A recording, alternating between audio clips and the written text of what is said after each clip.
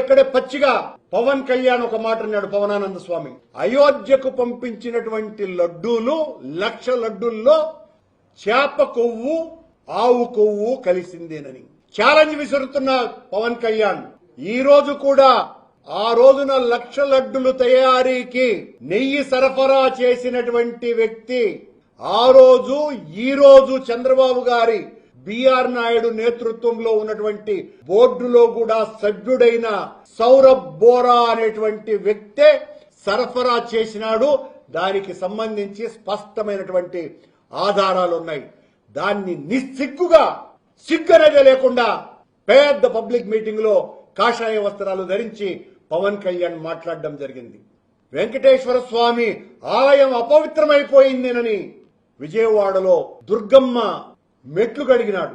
ఇక్కడికి వచ్చి రకరకాలైనటువంటి వింత వింత మాటలన్నీ మాట్లాడినాడు పవన్ కళ్యాణ్.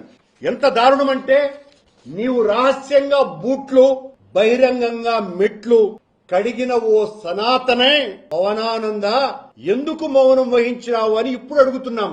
సిట్ రిపోర్ట్ చేసింది కదా, సిబిఐ నివేదిక అందజేసింది కదా, ఇప్పుడు నోరు తెరవాలా, ఇప్పుడు వాస్తవం ఏంటి అన్నది బయటికి రావాలా మీ నోటిగుండా.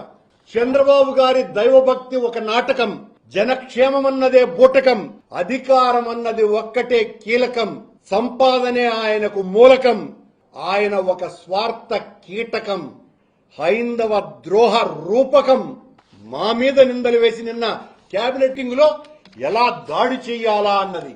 ఆ మీటింగ్ లో మంత్రులు ఇంకా సార్ అనిమల్ ఫ్యాట్ కలిపినారు సార్, అదే సిట్టు నివేదిక ఇచ్చింది సార్ అని కూడా మాట్లాడుతున్నారు. దాన్ని సరిగ్గా గట్టిగా ఎదుర్కోండి. సోషల్ మీడియాలో వైసీపీ తీవ్రంగా దాడి చేస్తున్నది అని.